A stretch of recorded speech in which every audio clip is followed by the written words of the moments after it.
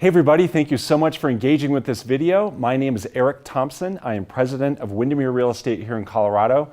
This video is a recap of our annual forecast event. So we just wrapped up 2 great evenings of hosting our forecast, one in Denver, one in Fort Collins. This video is for you just in case you missed it, in case you didn't have a chance to come to the event. This video will give you a recap. Also, just in case you were there and you would like a refresher, this video will be perfect for you. So what I will give you here is a lot of great takeaways about what's going on in the market so that you have a lot of clarity about where the market is today and also where it's going, all right? Hey, first, just a little bit about our company in case you are not totally familiar. This is where Windermere is located. So we're located in these 10 states plus Mexico. We have 300 offices. We have about 6,500 agents all over the Western US. We are growing across Colorado. Today we have 6 offices all up and down the Front Range. And we're excited about our growth in Colorado, and we plan to continue to grow. Our company is famous for the Windermere Certified Listing. So the Windermere Certified Listing is a consistent 10-step process that all of our listings go through to help prepare them for the market. So this really helps out our sellers to put their property in a really distinct position in the market, put them in a more powerful negotiating position in the market. And our buyers also appreciate this process because it gives them a whole lot of clarity about the property itself so that we eliminate surprises. Of course, if you'd like to hear more about the Windermere Certified Listing, reach out to us. We'd be happy to walk you through how it works. So this video and our forecast events are always about this question, how's the market? So we get asked this question pretty much all the time. People always wonder about how the market is going. So this video will give you clarity about that. I'll start by saying this. The market is not frozen over, and you may think that maybe it did if you were to read the headlines that were occurring kind of at the end of 2018. You would think maybe that the market completely stopped. You would think that the market froze over. That did not happen. Yes, we saw a little bit of a slowdown as we saw interest rates go up a little bit, but you'll see as we go through these numbers, the market is far from frozen over, all right? So let's go through just the local stories of the Metro Denver market for this last year, 2018, just as a little bit of a recap, all right? So you can see that the big story for 2018 in Metro Denver is that prices were up 8%. So another year, yet again, a very strong price growth, above average price growth. I'll show you in a little bit what average looks like, but we had 8% price appreciation over the last year. We also saw at the end of December that inventory was up 45% compared to December 2017. This is great news for real estate buyers because that means there's more selection for them, there's more to choose from. It's not quite as competitive in at least some price ranges, so this is great news. Now, however, it's interesting to look at this compared to the long term. We're still at about half of the long-term average, actually a little bit less than half compared to what inventory looks like this time of year. So relatively speaking, inventory is still very low, but the good news is we see that it's trending up. We also see that the number of sales that occurred in 2018, they were down 5.5% in Metro Denver. Now again, you may think from reading the headlines that sales were down 55%, but sales were only down 5.5%. So things did slow down just a bit, mostly driven by high interest rates, and that cooled off the market just a little bit. All that being said, there was still $26.5 billion of real estate sold in Metro Denver during the year 2018. Another interesting tidbit and takeaway for the Metro Denver market is that the 1 million plus market for residential properties, sales for that price range were up 20% compared to 2017. There were 333 more properties like this that were sold versus last year. That's the sign of the overall health of our market when you see the high end performing like this. The one and only Matthew Gardner was our guest speaker, as he always is, at our market forecast events. He showed us a tremendous amount of information, lots of valuable takeaways about the US economy, about the US real estate market. If you would like all of his slides, just reach out to us. We're happy to share all of his slides with you. We don't have time in this video for me to go through all of his slides. I'm going to show you just a couple quick highlights. And you need to know that Matthew Gardner is a terrific asset for our company and also for you, our client. He's a wealth of knowledge. He is our chief economist. He's been doing this for a long time. He's one of the leading experts in the whole industry in terms of what's going on. in the real estate market. So these are just a couple of his quick takeaways from our forecast events. One is interest rates. So he sees interest rates continuing to rise during this year. He doesn't see a large increase during the year 2019, but he sees by the end of the year that we're starting to approach 5.5% for 30-year mortgage rates. He sees rates into 2020 approaching 6%, all right? So we have been in an extremely low interest rate environment, of course, and the trend is for us to get back closer to the long-term average, and so he does see interest rates continuing to trend up. This is another really interesting takeaway that gives a picture of the overall health of the US market. It also starts to answer the question, are we in a real estate bubble? This is one of the many reasons why we don't think that we are. This is a look at the US home ownership rate. So this is the percentage of people in the population that own a home. And for a long time, that average stayed around 65%, all right? That was kind of the long-term healthy average, about 65% of the population owned a home versus renting. But look what happened back in the early 90s, and that's when the bubble started to form. There were policies put in place that really encouraged home ownership. And so home ownership started to approach 70%, which was much different compared to the way things had always been. And of course, that created issues and problems, and we all know what happened. The bubble burst, and so look what happened here. We kind of got back closer to normal. So today, we're closer to normal. We're closer to the long-term average. We're again about 65% of the population that are owning their home versus renting. That seems to be a healthy ratio, seems to be a healthy amount. Again, this is one of many indicators why we don't think that there is a real estate bubble today. The last one I'll show you from Matthew Gardner is his prediction for employment growth and economic growth in our state. So this is his look at states in the Western US.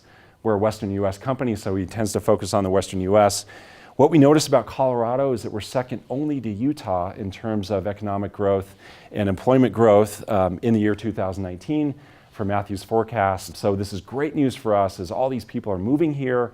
They need jobs, right? And so we show very strong employment growth and economic growth. That's Matthew's prediction. All right, so hopefully that's given you some confidence from Matthew's perspective about our overall economic picture and the health of Colorado, also the health of the US market. Let's now look at the local story. I'm going to show you now some hyperlocal stats, and then we'll get into our forecast for 2019. So some local stats. Let's start with the question that we get asked most often, and that question is, so what's going on with prices, right? So what's going on with prices in Metro Denver? And this is first just a look back going 5 years. So all the way back to 2014. You can see the trend. You're not surprised to see prices that keep going up. A couple of takeaways for us.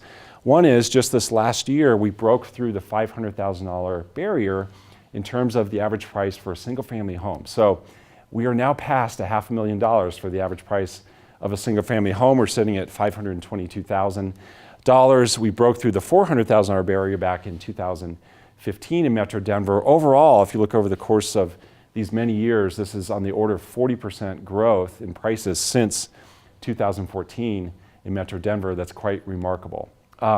We get asked a lot about, okay, so what about the long term, right? What about the long term? What have prices been doing for a longer period of time, longer than 5 years? This is a really valuable way to look at that information. This research that you're seeing here comes from the Federal Housing Finance Authority. We like to shorten that to FHFA. They track about 250 markets all over the country. Metro Denver is, of course, one of those. They've been tracking Metro Denver since 1977. So for 41 years, they have been tracking Metro Denver. And what you can see here is that these individual blue bars represent that particular year's appreciation. So for example, here we are in 1990, prices went up 2.13% in that particular year. So anytime the blue bar is up, that's a good thing. The blue bar goes down, that's a bad thing. So for instance, as you look over this time frame right here, all the way out from, let's say, 1990 to 2007, it's important to note visually that prices did not peak right here. Prices peaked way out here. So prices kept going up out here. They just were going up not quite as fast as they were out here. And then you can see what's been going on the last 5-6 years. We've seen double-digit and close to double-digit price appreciation. Here's the one big takeaway I'd like you to have as you look at this. Again, 41 years of data. In 41 years, there have only been 3 times in Metro Denver, only 3 times where prices went down more than 2%. Over 41 years, only 3 times where prices went down more than 2%. So that's we think, an important number to understand and really put things in context as people get concerned about the overall health and long term and what might prices do. Well, prices are very likely to continue to appreciate if we just look at the long-term history of Metro Denver. Again, in a little bit, we'll get into our price prediction for 2019. By the way, we don't think that prices will keep going as fast as they have. We do, however, expect them to keep appreciating, but again, not quite as fast as they have been. All right, so this begs the question too, so what's normal? What's normal in a market? What's normal for the Metro Denver market? Let's look at that same 41 years worth of data because it's so valuable, it's from a trusted source, it's over a long period of time. Let's find the patterns in that data. So one pattern we know, if you look at the 41 years, is that on average, Metro Denver appreciates at about 5.5% per year. So that's the long-term average, which is 5.5% per year. So people ask us, what do we expect for the long term, or what we expect for the next 41 years is that it will do what it's done for the last 41 years, which is 5.5% per year on average. Now it gets even more interesting than that when you look at this in 10-year segments. So let's go back and let's look at just 10 years at a time. So for instance, the most recent 10 years, prices have gone up a little over 6%. The 10 years before that, 4.35. Before that, 6.07. Before that, about 5.5, 5.59%. The takeaway here is that prices track along close to the long-term average. So prices in 10-year segments track along very close to the long-term 41 average. So what the market is not doing is having these big, wild, unpredictable swings going way away from the long-term average. No, our market is opposite of that. Our market is predictable. It shows steady, strong, consistent growth. So what we predict for the next 10 years is for the next 10 years to kind of look like the last 10 year segments, right? So varying between maybe 4.5% and 6% per year on average. That's what we expect the market to keep doing over the next 10 years, all right? So we get asked a lot too, so what's a balanced market?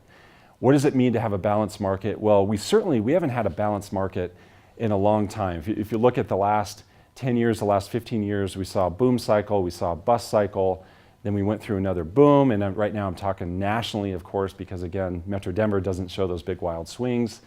So what is balanced if we haven't experienced a balanced market in a while? So what is a balanced market anyway? And of course, we like this metaphor of a teeter-totter to represent that. Well, by definition, a balanced market is when there's 4 to 6 months of inventory. So when it would take between 4 and 6 months to sell out all the homes currently for sale at the current pace of sales, then you have a balanced market. So then it begs the question, what does Metro Denver look like? Well, what Metro Denver looks like overall is about 1.5 months of inventory. So there are about 6 weeks of inventory. It would take about 6 weeks to sell out all the homes currently for sale in Metro Denver at the current pace of sales. But there's more to it than that. It gets more interesting than that when you look at this based on price ranges. So if you break this out into different price bands that you can see here, and then look at the months of inventory, things get much more interesting. So below 400,000, we only have 3 weeks of inventory on the market.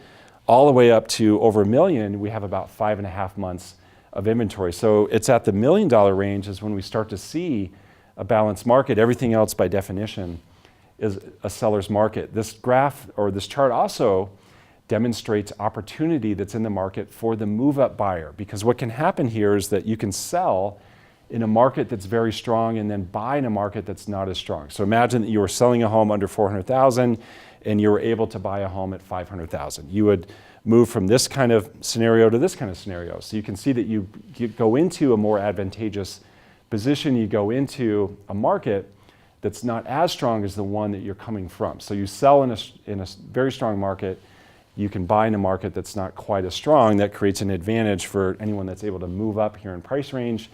So we're helping lots of people right now be able to move up, really buy the home of their dreams because of all the equity that they've earned in their home over the last several years. We also get asked a lot about new homes. So what's going on with new homes? What's going on in the new home market? People perceive that there's this incredible amount of new construction happening and there's all these new buildings going up, and they wonder Are we yet again creating a glut of new inventory? Well, let's look at that more closely. Let's look at the numbers.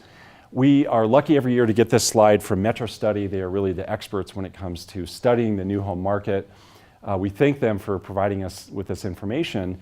What they look at is new home starts and new home closings in the Metro Denver market. So the red line is new home starts, the black line is new home closings. They take it back all the way to 2004, so about 14, 15 years ago is how long they've been studying this and how long we have this data for. What's really interesting is to look at how many homes we're starting today versus how many homes we were starting back when the bubble was about to burst. And the answer is we're only starting about 60% of the new homes that we were back then. And what's the population done since then? Well, oh my gosh, it has grown quite a bit, right? So the population has just exploded. We know that by just driving down I-25. We experience a lot more traffic, so we know how many more people live here, yet we're only starting 60% of the new homes that we were back then. So the takeaway is we are not oversupplying the market with new homes. In fact, the new home market is undersupplied. That's another reason why we don't believe that there's a bubble in that we're not creating this glut of inventory when it comes to new homes. What about rentals? We get asked about this one a lot too. People wonder about rentals. They see new apartments being built. They see cranes everywhere. They wonder what that's doing to rental rates and also vacancy rates. Let's look at that. So what you can see here is what's been happening with Metro Denver rental rates. What you see is they continue to go up. Now, they're not going up as fast as they were back here between 2014 and 2015. They did, however, go up about 5% year over year. So we're still seeing a trend of up with rental rates, which of course is a great thing. But we did see an increase in vacancy rates. So in Metro Denver, vacancy rates did tick up just a little bit. And you can see that for a while they were even under 4% and then staying around 5%. Now we're at 6%. The research is, the experts say that a healthy rental market is when you have between 4 and 7% vacancy rate. So we're still absolutely in that healthy range in Metro Denver. That's great news. This is something we're watching closely as all the new apartment construction is happening. Now, here's a big deal. Here's a big deal that we think not enough people are talking about, and that big deal is population growth. And of course, what I'm showing you here is a picture of Mile High Stadium. And so a big deal, unfortunately, is not the Broncos this year, unfortunately. But here's the big deal as it relates to Mile High Stadium. Did you know that every year our state, so all of Colorado, our state grows by about 1 Mile High Stadium's worth of people every single year? So if you were to look at the difference between people being born and people dying, you add on to that the people who are moving here, what that adds up to is about 75,000 people per year. That's, of course, about how many people fit inside of the stadium. So this many people are being added to our state of Colorado every single year. Let's look at that over the long term. So this information right here comes from the State Demography Office. What we know today in the state of Colorado, we're at about 5.5 million people that live in Colorado. This breaks it out by region. So of course, most of those people live in the Front Range, which is the dark blue area. And you can see what's going to happen over time. So look at that, in 20 years, we'll be well over 7 million people in the state. And in 20 years, we will be over 6 million people along the Front Range. So the takeaway there is that people will continue to move here. That's what the research is telling us. And of course, those people need places to live. So all the new apartments and the new construction being built, we need that in order to house all the people who are moving here. It's also interesting to look at the age brackets when it comes to that population growth. So which age bracket will grow the most? Well, one that's going to grow quite a bit is the age group over 65. So the State Demography Office says that between now and the year 2025, this age group of 65 plus will grow over 20%. And for real estate, what that means is we need to be prepared to supply inventory for those types of people, for those types of folks.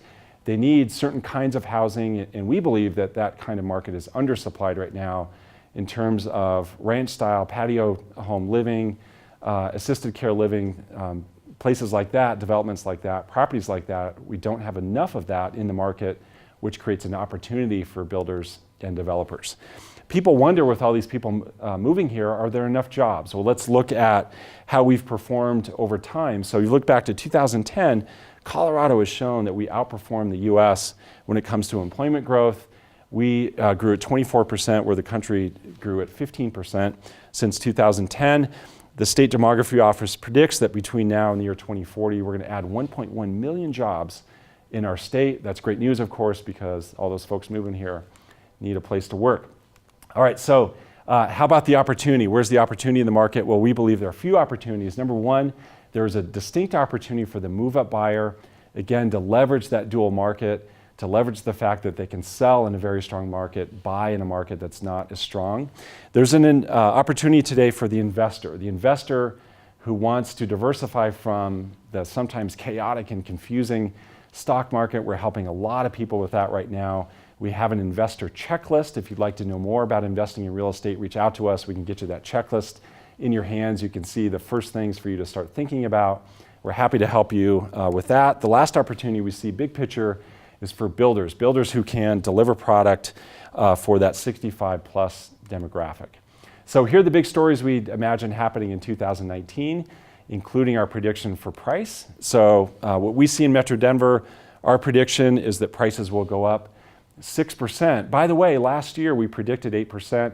That's exactly what they did. This year we predict in 2019, we predict that prices will be up 6% this year. So what that means is closer to the long-term average, a little bit above the long-term average, not as fast as they have been going up before, but certainly not a slowdown, certainly not a depreciation, just not as fast as they have been going up before. We see a more balanced market. We see some inventory relief, meaning more selection for buyers. Certainly depends on the price range and also the location where you're looking, but we see the inventory overall increasing. We see builders continue to be challenged to meet a sub $500,000 price point because of lots of factors, including high land cost and high labor cost.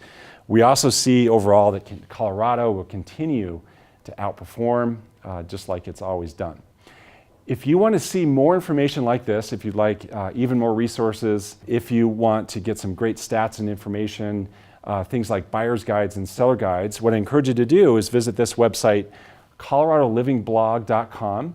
That's where you can find more information like this, more things that will help you out to give you clarity about the market. If you would like the entire slideshow from our forecast event, just reach out to us.